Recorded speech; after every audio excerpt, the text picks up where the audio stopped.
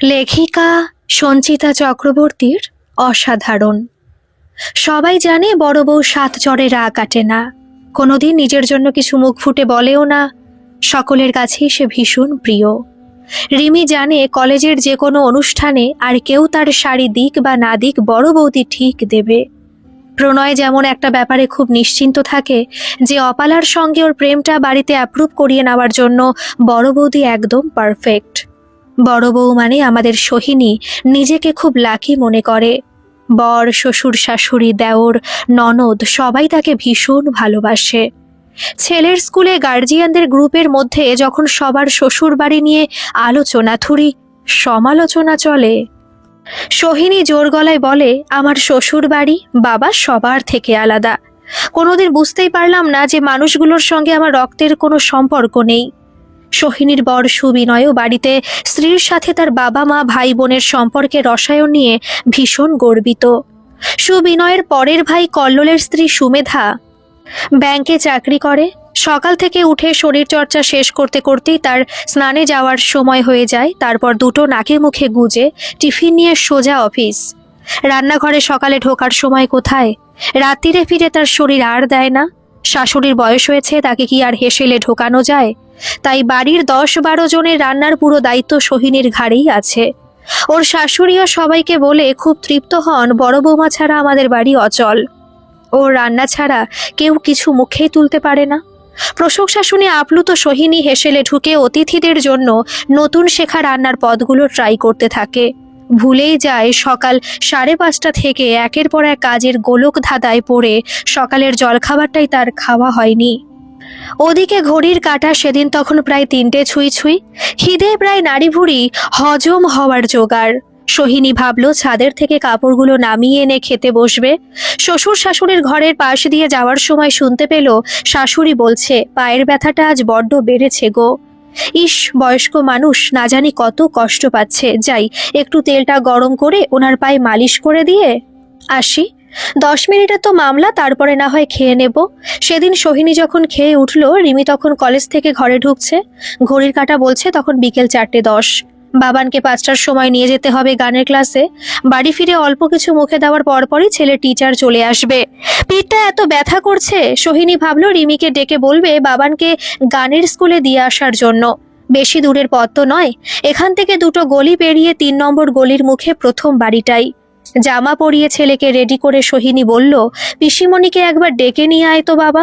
কি গো বৌদি ভাই, ডাকছো? হ্যাঁ রিমি, বাবানকে একটু ওর গানের স্কুলে দিয়ে আয় না। ও বৌদি ভাই, আমি আজকে ভীষণ টায়ার্ড, এতগুলো ক্লাস হয়েছে কলেজে, আমার আর শরীর দিচ্ছে না। বাবান তাড়া লাগায়, মা চলো আমার দেরি হয়ে যাচ্ছে। পিঠে ব্যথা নিয়েও সোহিনী তাড়াতাড়ি করে চুড়িদার পরে রেডি হয়ে বাড়ি থেকে বেরোয়। ওখান থেকে ফিরে দেখে ঠাকুরঘর তখনও অন্ধকার। শাশুড়ি বলেন, বৌমা সন্ধে গড়িয়ে যাচ্ছে। যাচ্ছি মা। বৌদি 1 কাপ কড়া করে দুধ চা বানিও তো। কল্লোল নিজের ঘর থেকে জোরে চেঁচায়। সুমেধা যোগ করে, দিদি ভাই সবার জন্য চপ নিয়ে এসেছি, পেঁয়াজ লঙ্কা কুচি দিয়ে ভালো করে মুড়িটা মাখো তো, আমি ফ্রেশ হয়ে আসছি।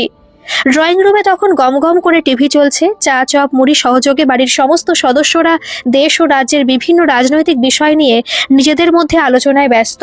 পিঠের ব্যথা ততক্ষণে কোমরে নেমে এসেছে। কারোর খেয়ালই হলো না সোহিনীর মুখটা মাঝে মাঝে ব্যথায় কুঁকড়ে যাচ্ছে। সুবিনয় বলে, আজকে রাতে রুটি আর কষা কষা চিকেন হয়ে যাক। সোহিনী ঢোক গেলে। রাত 8:30 বাজে, এখন আবার চিকেন রান্না করতে হবে নাকি? কোমর আর পিঠের যন্ত্রণায় ও তখন বেশ কাহিল। কল্লোল ব্যাগ নিয়ে বেরিয়ে পড়ল বাজারে। সোহিনী মিনমিন করে বলল সুবিনয়কে, আজকে রুটিটা কি না করলেই নয়? কেন? আসলে পিঠটা বড্ড ব্যথা করছে। সুমেধা মোবাইল স্ক্রোল করতে করতেই বলে, দিদি ভাই তুমি শরীরের একদম যত্ন নাও না, আমার মতন সকালে একটু এক্সারসাইজ করতে পারো তো? সোহিনী মনে মনে ভাবে, এক্সারসাইজ যে সময়টাই তুমি করো, ওই সময় আমি তোমার অফিসের ভাত বানাই, টিফিন তৈরি করি, কি করে করবো এক্সারসাইজ? সুবিনয় বলে, শরীরের আর দোষ কি, তুমি সকাল থেকে কন্টিনিউ যেভাবে চরকির মতন ঘুরতে থাকো। সোহিনী মনে মনে ভাবে, চরকির মতন কি আর সাধে ঘুরি? বাড়ির সমস্ত কাজ তো আমাকেই সামলাতে হয়। তোমরা কে কবে আমার হাতে হাতে সাহায্য করতে এসেছো?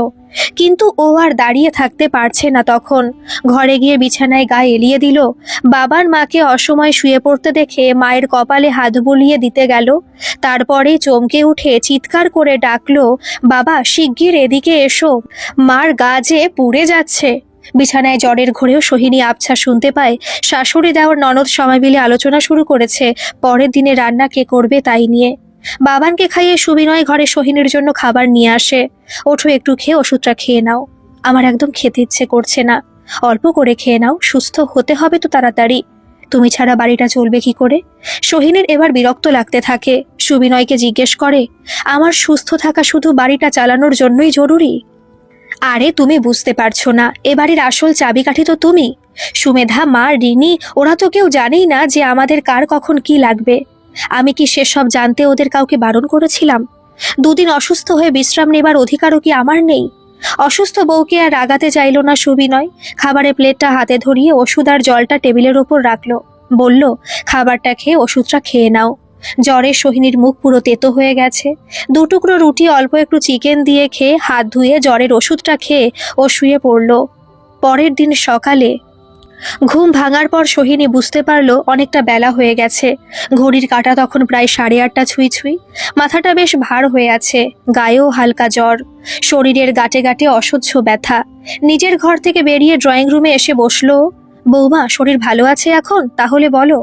ও উত্তর দেওয়ার আগেই সুমেধা বলে, বাবা, দিদি ভাই, তবু তো তুমি বাড়িতে থাকবে, রেস্ট পাবে। আমার জ্বর হলে তো জ্বর নিয়েও আমাকে অফিস করতে হয়। সোহিনী বলে, বাড়িতে থাকলেও আমার রেস্ট হয় না রে। সারাদিন পর পর এত কাজ থাকে যে দুদণ্ড বিশ্রাম নেবার সময় আমার থাকে না। কল্লোল বলে, আসলে তুমি টাইম ম্যানেজমেন্টটা ঠিক মতন করতে পারো না, নয়তো বাড়িতে থেকে ঠিক সময় খাওয়া রেস্ট নেওয়াই যেতে পারে। সুমেধা তো নিজের শরীরচর্চা, ডায়েট, খাওয়া দাওয়া টাইম নিয়ে সবসময় ভীষণ সতর্ক থাকে। সুবিনয় টেবিলে এসে বসে। সোহিনী দেখে আজ সকালে সবাই শুধু ডাল ভাত মাছ ভাজা দিয়েই চুপচাপ খেয়ে বেরিয়ে যাচ্ছে। সুবিনয় বলে, সুমেধার সঙ্গে ওর তুলনা করিস না কল্লোল।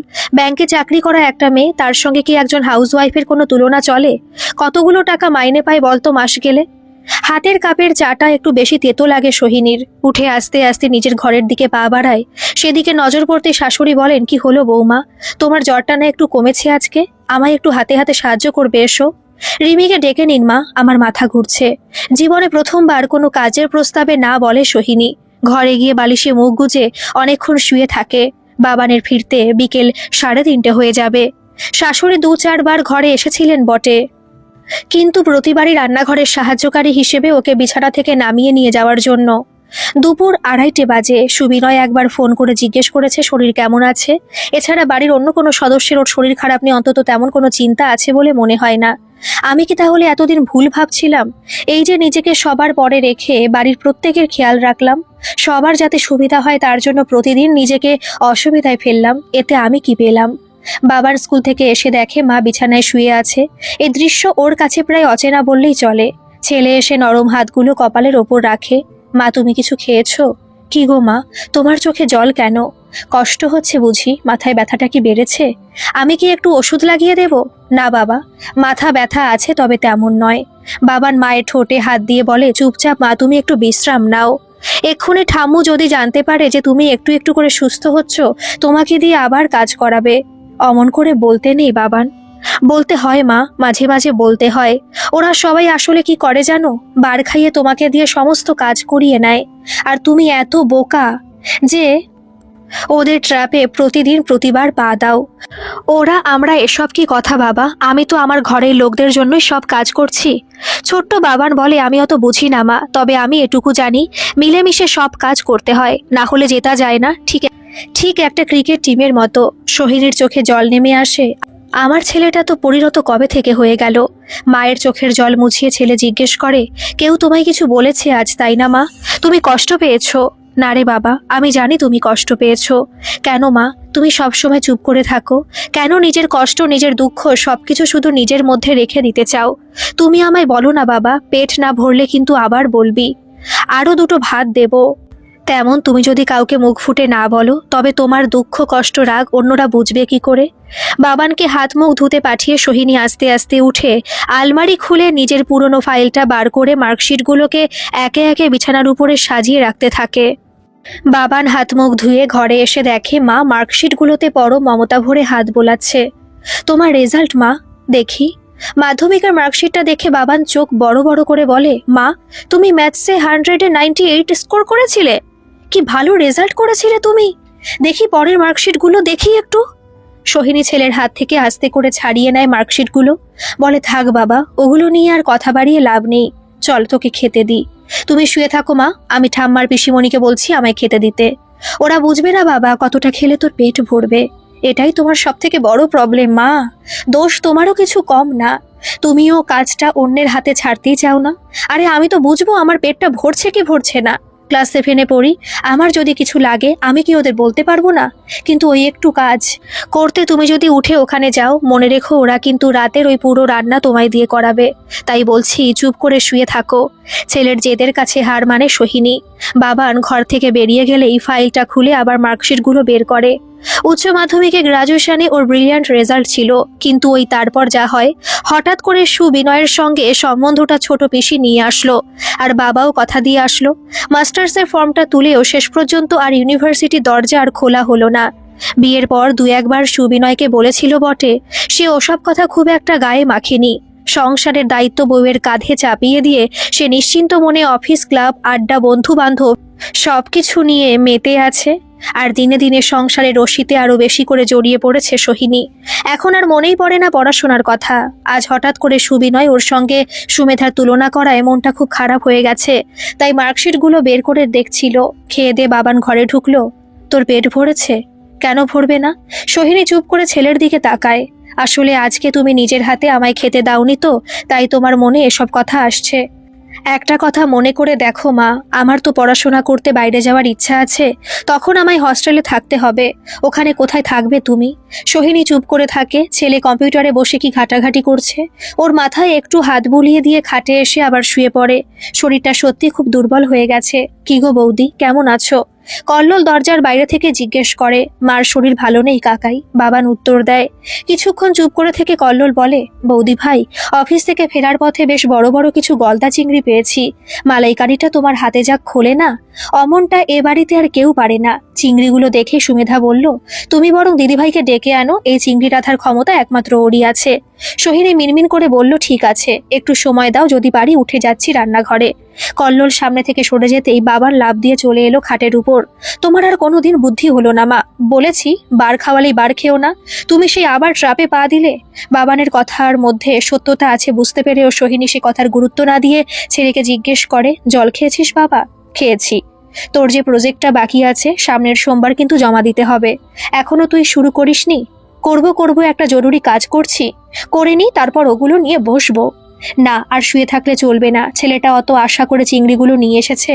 খাট থেকে নামতেই ছেলে চেঁচিয়ে বলে, নিশ্চয়ই ওই চিংড়ি রান্না করতে যাচ্ছ। দাঁড়া, চট করে করে দিয়ে আসি, আবার শুয়ে পড়ি এসে। বুঝিস না কত আশা করেও নিয়ে এসেছে। হ্যাঁ, সেই তুমি না করলে তো সবাই না খেয়ে থাকবে, তাই না? দুর্বল শরীরটা টানতে টানতে সোহিনী ঢোকে রান্নাঘরে। আহ বৌদি, মার্ভেলাস হয়েছে মালাইকারিটা।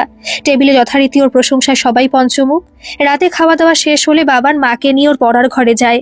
কম্পিউটার খুলে বলে, মা তুমি কি জানো, তুমি মেজো কাকির থেকে অনেক ভালো রেজাল্ট করেছিলে। তুই এসব কি করে জানলি? ছোট কাকাই বলেছে। প্রণয়?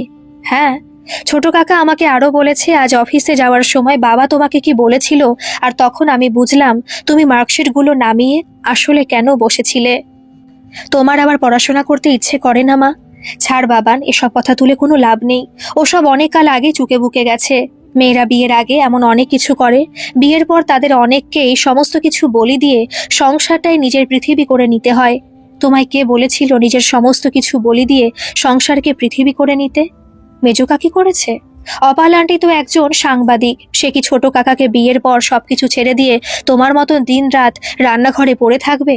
ওরা চাকরি করে বাবা, ওদের সঙ্গে আমার তুলনা করলে চলবে না। মাগো, ওরা চেষ্টা করেছে তাই চাকরি পেয়েছে। তুমি যদি চেষ্টাই না করো, তুমি কি করে দেখাবে যে তুমি কারোর থেকে কম নও? সবাই প্রতিদিন তোমায় শুধু ছোটই করতে থাকবে মা। এই যে তুমি ভাবছো তোমাকে ছাড়া সংসার অচল, ও সব কিছু হয় না মা। স্যার বলেছেন কাউকে ছাড়া কোনো কিছু অচল কোনোদিন থাকে না। ওসব তোমার ভুল ধারণা। তুমি একটু নিজের দিকে তাকাও, অনেক তো করেছো, একটু কি নিজের জন্য ভাবা যায় না? এখন তো আমি অনেক বড় হয়ে গেছি, পিসিমণিও চাকরির জন্য চেষ্টা করছে। মেজো কাকির একটা নিজের পৃথিবী আছে, দুদিন বাদে ছোট কাকার বউ আসবে, তারও নিজের পৃথিবী থাকবে। ঠাম্মু নিজের ঠাকুর গুরুদেব এসব নিয়ে ব্যস্ত থাকে। একমাত্র মানুষ হলে তুমি, যে প্রত্যেককে তাদের নিজের কাজটা করতে সাহায্য করে যাও কোনো কথা না বলে, তবু ওরা তোমার কোনো গুরুত্ব বোঝে না। আসলে কি বলতো বাবান, যে কাজ করে টাকা আনা যায় না সেই কাজের গুরুত্ব কেউ বুঝতেও পারে না। সুমিত আবার তোর অপালা আন্টি যে কাজটা করছে তাতে মাসের শেষে ওরা 1 বস্তা টাকা পাচ্ছে, তাই ওদের কাজটার মূল্য আছে। কম্পিউটারের স্ক্রিনটার দিকে আঙুল দেখিয়ে বাবান বলে, এটা কি বলতো? ছেলের দিকে তাকিয়ে থাকে সোহিনী। চশমাটা নিয়ে ঘরে আসেনি রে। কিসের পেজ খুলেছিস? এটা একটা ইউনিভার্সিটির পেজ মা, মাস 2-এর মধ্যেই এখানে ডিস্টেন্সে মাস্টার্সের কোর্সটা শুরু হবে, তুমি জয়েন করে যাও। আমি এত কাজ সেরে বেরোবো কি করে? বাড়ির সবাই যদি বের হতে পারে, তাহলে তুমিই বা পারবে না কেন? আমি কোনো কথা শুনবো না মা। আমার 13-14 বছর বয়স হয়ে গেল, আর কয়েকটা বছর বাদে আমি আমার কেরিয়ার নিয়ে আরো বেশি ব্যস্ত হয়ে পড়ব। তখন কিন্তু তুমি একদম একা হয়ে যাবে। তার থেকে আগে থেকে নিজেকে একটা কাজের মধ্যে ঢুকিয়ে নাও। সোহিনী বুঝতে পারে না ছেলেটা এত ম্যাচিওর কি করে হয়ে গেল। কিন্তু তোর বাবা কি রাজি হবে? পরের দিন রবিবার জলখাবারের টেবিলে বাবান ঘোষণা করে তার মা মাস্টার্সের কোর্সটা জয়েন করবে। কেন বৌমা, এই বয়সে আবার শিং ভেঙে বাছুরের দলে ঢোকা দরকারটা কি? ইংলিশ মিডিয়াম স্কুলে পড়া বাবান শিং ভেঙে বাছুরের দলে ঢোকা ব্যাপারটা ঠিক বুঝতে না পারলেও এটুকু বুঝতে পারে যে পরিবেশটা তার মায়ের পক্ষে খুব একটা সুখপ্রদ হতে যাচ্ছে না।